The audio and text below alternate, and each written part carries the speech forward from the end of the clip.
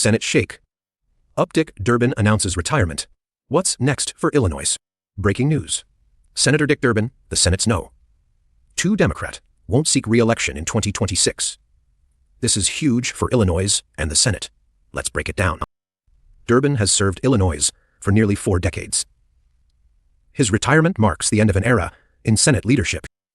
As the Senate Majority Whip, Durbin played a crucial role in shaping Democratic policies. His absence will leave big shoes to fill. Why now?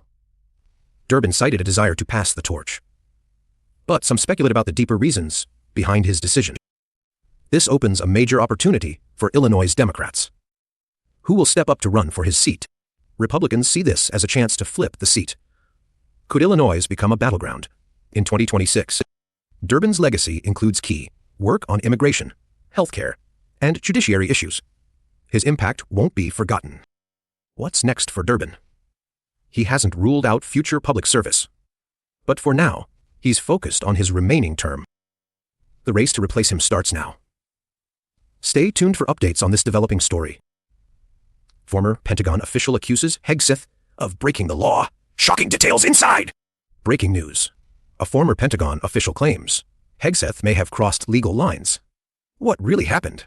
Let's dive in. The controversy stems from Hegseth's recent actions, sparking outrage and legal scrutiny. According to NPR, insiders say Hegseth's team may have violated federal regulations. The former official didn't hold back. This wasn't just a mistake. It looks like they actually broke the law. Legal experts weigh in, suggesting possible consequences, from fines to criminal charges. Hegseth's supporters argue it's a political attack, but critics demand accountability. Behind the scenes, sources reveal tension between Hegseth and Pentagon leadership. What's next? Investigations are underway, and the stakes couldn't be higher. This scandal could reshape Hegseth's career and even impact national security. Stay tuned as we follow this explosive story. Don't forget to like and subscribe for updates. India cuts ties with Pakistan after deadly Kashmir attack. What happened? A tragic attack in Kashmir has left 26 tourists dead, sparking outrage in India. India has now downgraded diplomatic relations with Pakistan, blaming them for the attack. The attack targeted a group of tourists visiting the scenic region of Kashmir. Indian officials claim evidence points to Pakistan-based militants orchestrating the attack. Pakistan denies involvement, calling the accusations baseless and inflammatory. The Indian government has recalled its ambassador and suspended trade talks.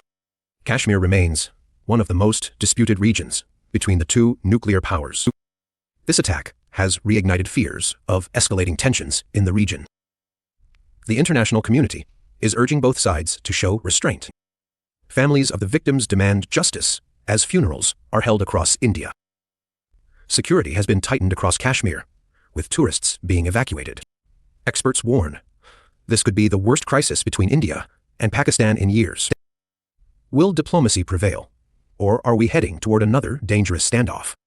Pope Francis lies in state. Mourners gather at St. Peter's Basilica. The world mourns as Pope Francis lies in state at St. Peter's Basilica. Thousands of mourners line up to pay their final respects. Inside, the Pope's body rests under the Grand Dome. People from all walks of life come to honor his legacy. His teachings of compassion and unity touched millions worldwide. Many recall his efforts for peace and the poor. The Vatican prepares for a historic funeral ceremony. Leaders and dignitaries are expected to attend. As night falls, the Basilica remains a place of prayer. The world says goodbye to a beloved spiritual leader. Trump accuses Zelenskyy of prolonging Ukraine war. Crimea controversy explained. Former President Trump sparks controversy by claiming Zelenskyy is extending the Ukraine war by refusing to cede Crimea to Russia. Let's break it down. Trump's remarks suggest Ukraine should concede Crimea to end the war. But is this realistic? Crimea has been a focal point since Russia's 2014 annexation, a move never recognized internationally.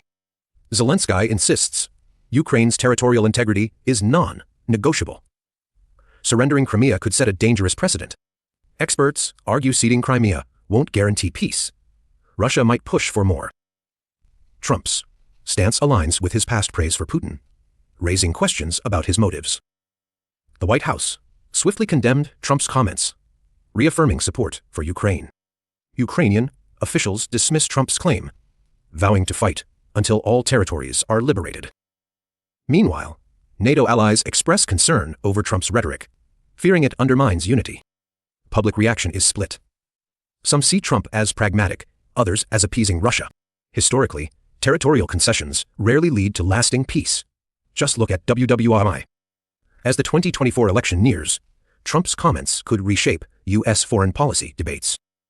One thing's clear, Ukraine's fate hangs in the balance. And the world is watching. What do IOU think? Should Ukraine negotiate Crimea or stand firm? Comment below! Trump's executive order shakes up college accreditation. What you need to know. Breaking news. Former President Trump just signed a controversial executive order targeting college accreditations. But what does this mean for students and universities?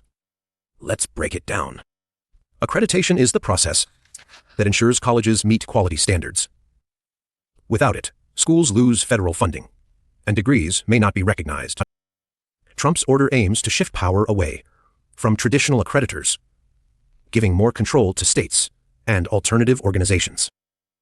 Supporters say this will promote innovation and reduce bureaucracy, making education more flexible and affordable. Critics, however, warn this could lower standards, leaving students vulnerable to diploma mills and worthless degrees. The order could particularly impact for-profit colleges, which have faced scrutiny for high costs and low outcomes. Experts are divided. Some call it a bold reform, while others fear it's a political move with long-term consequences. So what's next? Legal challenges are expected, and the battle over accreditation could reshape higher education for years. For students, the advice is clear. Research your school's accreditation status carefully, especially if you're enrolling soon. This is a developing story. Stay tuned for updates, and let us know in the comments. Do you support this change? RFK Jr.'s Autism Registry Plan. What you need to know. RFK Jr. has proposed a controversial new plan, a national autism registry. But what does this mean? The registry would track autism diagnoses nationwide, aiming to improve research and services. Supporters argue it could help identify trends and allocate resources more effectively. But critics worry about privacy risks and potential misuse of sensitive health data. RFK Jr. has long been a vocal figure in vaccine debates, adding fuel to the controversy. Some autism advocates fear the registry could stigmatize or label individuals unfairly. Others question whether the plan addresses the real needs of the autism community. The proposal has sparked heated debates among lawmakers and advocacy groups. Similar registries exist for other conditions, but autism presents unique challenges. Privacy experts suggest strict safeguards would be needed to protect families. The plan raises big questions.